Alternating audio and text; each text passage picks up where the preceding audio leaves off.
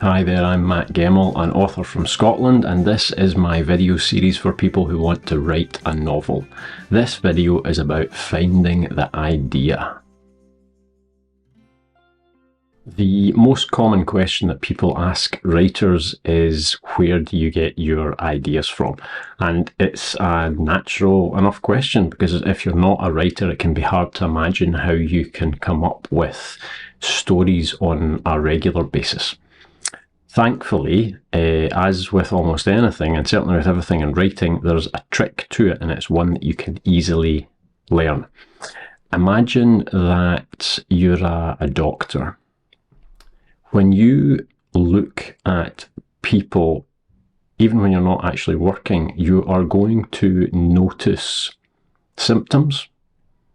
And if someone's limping or whatever, you're going to see it, because you have been trained and you've trained yourself and you have extensively practiced in noticing illness.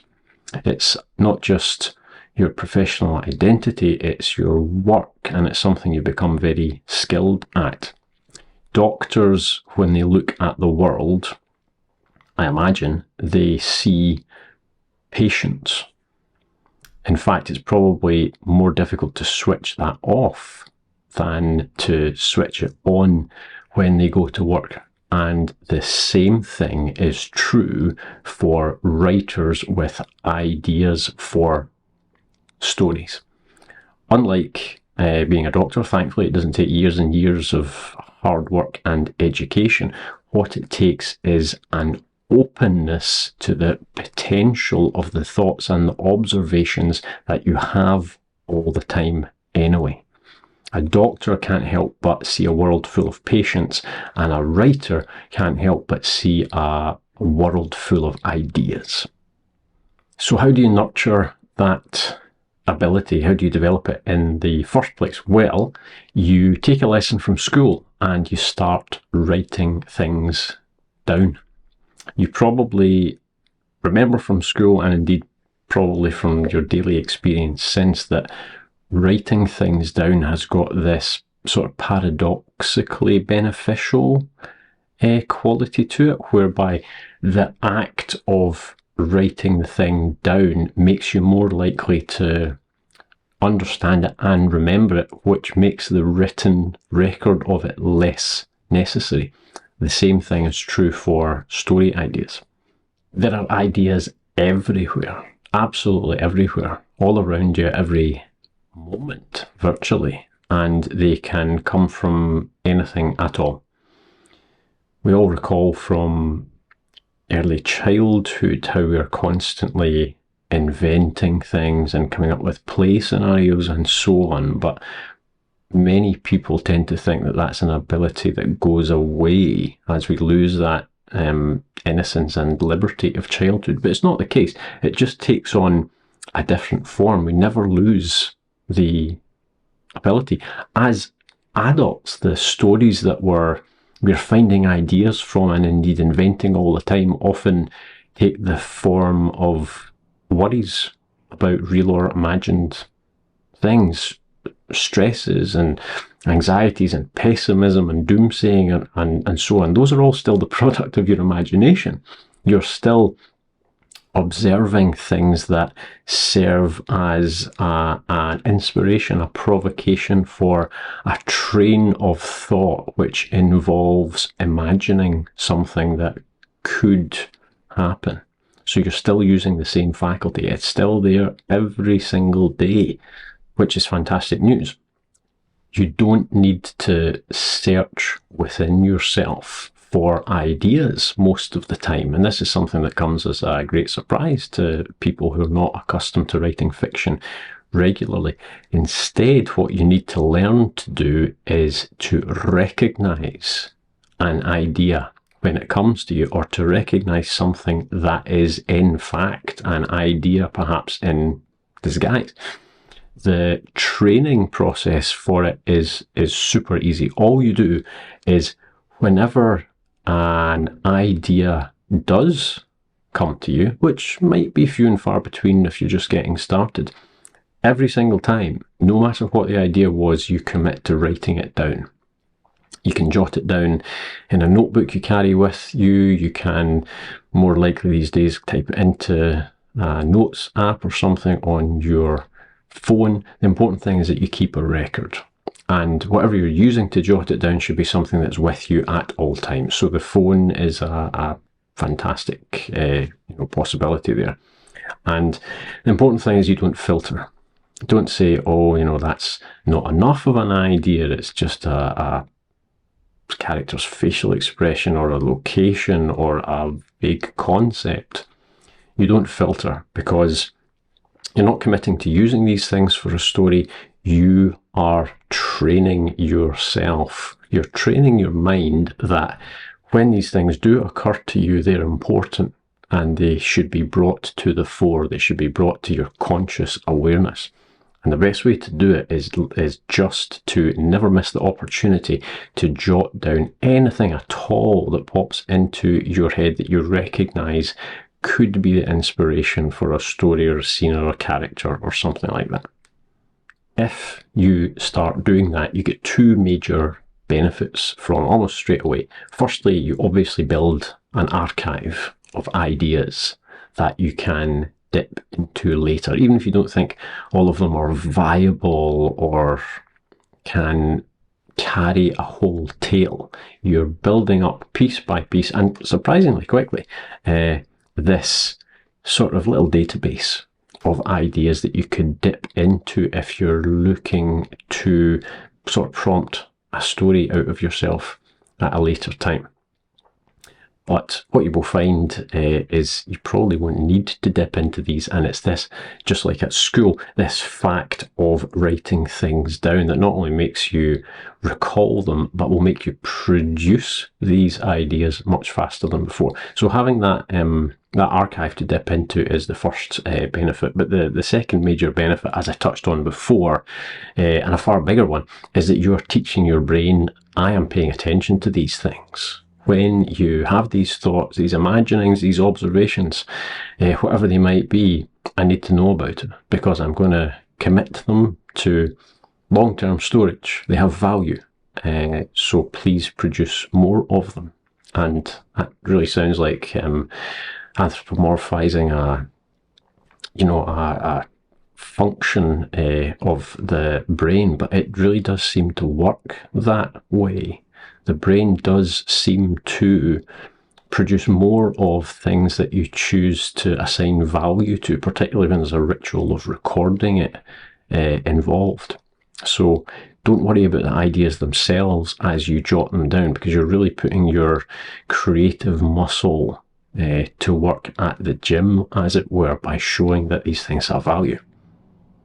If you do commit to jotting down any old idea you have, you're going to find that within days to weeks, you will have far too many to write about, at least to write pieces of any length about.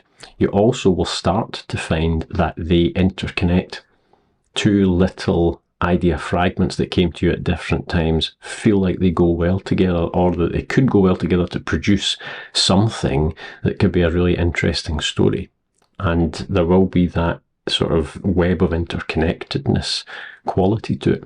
You will be amazed just how quickly you build up a pretty big list of these ideas. It will happen not just when you're exposing yourself to fiction by reading a book or a comic book, watching TV, watching a movie, playing a video game, but it'll happen to you just in odd moments, walking down the street, you're in the shower, you're making breakfast. It will come to you. And in fact, it has always been, but you have been probably dismissing these things out of hand as just little flights of fancy, daydreams, imaginings, pessimism, whatever it is. Just not looking through the lens of a writer and seeing the potential in these things for fiction. There's this related to idea generation problem that I think a lot of new writers have with the form of these initial ideas that they jot down, and it can lead to reluctance to keep jotting down ideas, and it can definitely lead to reluctance to try fleshing out those ideas and writing about them. And it's that, say you write down something like time travel, but you can only go backwards. That's an idea that pops into your head. Or daughter disappears from school, but no one can remember her. Or you write down presidential candidate as an alien in disguise, or whatever it might be. And they're all fantastic. But if you look at those ideas later, they can become a roadblock because they've all got the same problem. They don't focus on the thing which draws readers into a story and which makes it possible for writers to create a story out of anything, and that is characters and characterization. A set of scenes about something doesn't drive a story forward. A set of scenes where people act and react is a story. And if you can, again with practice and with repetition, when you have one of these ideas, if you can find the character angle in it, the human angle, not just the thing, but people respond to the thing or the thing happens to people, that is where you've got an idea that you can immediately turn into some interesting piece of fiction. The thing to always consider first in relation to an idea is how would the people involved in this scenario respond? What would they do? What would they say? What would they feel? That is the story. All the other stuff is plot or setting or something like that, but the story always comes from the people that are involved, and this is something that you can practice. I write a super short story every week. I've been doing it for years now. It's usually between sort of 1,000 and 1,500 words. You can subscribe on my site to get them in your inbox each week for free, and I do video readings of them on YouTube as well. But I'm not mentioning that just to advertise those. What I'm doing is going to the gym as a writer, taking a tiny little fragment of an idea, most often that just comes to me when I sit down, but that's because I've been practicing for a long time. Sometimes out of my archive of all the ideas I've noticed myself having and jotted down. And I am using my creative faculty to turn that into a short story. It's not just creating a piece of fiction, and it's not just exercising the imagination, it's also exploring the possibility of that idea, just giving it a little bit of breathing space, seeing if it could turn into something. And there have been a number of times where those explorations have fed into parts of longer form work in my novels. Something I can highly recommend. Even if it's not going to become a full novel, you can sit down and pick one of these ideas from your archive, and you'll know each time what one calls out to you. You just look at it, and some of them, it will just be the words you've jotted down, but some of them, there's just something expands behind them in your mind as you read them. You can see a little bit more. A little bit of light comes in, and the area of shadow recedes. There's a spotlight that spreads out beyond the words, and you can just see a little bit more of it.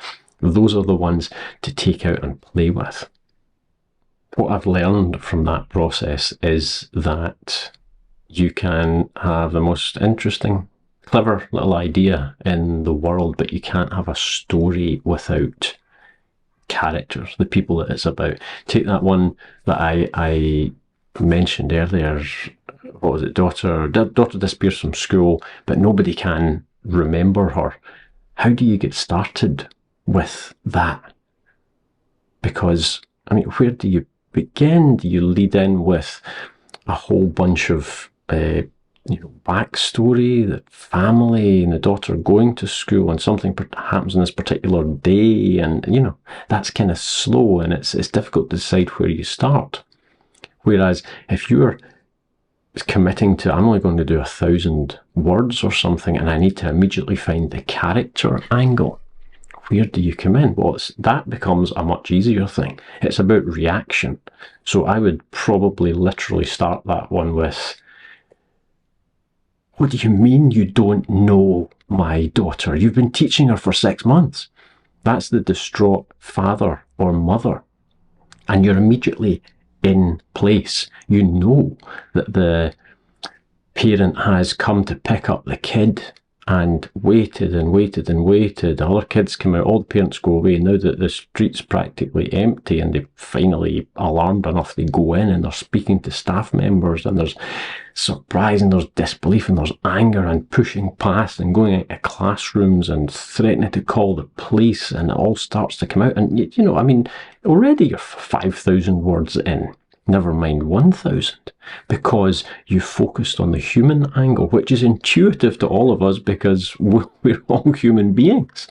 That's what you do. You find the character core of your ideas, and that's where you go from. And what you'll discover as you practice doing that, it will happen automatically at the idea recognition stage. When you're pulling out the notes app in the middle of the night from your bedside table, or jumping out the shower to jot something down, they will automatically start to be filtered by the human response, by the character side of things.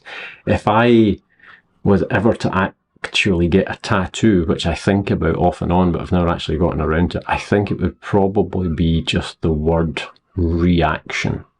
When you've got the beginnings of an idea but you don't know whether it can hold a tail, you look for the human angle. Find the places where people react to things and give those moments your full attention. I promise you, you will always find a story worth telling. Thanks for watching. I'd love to hear your thoughts or questions in the comments below. Please remember to like and subscribe if you enjoyed this video. Take care, and I'll talk to you again soon.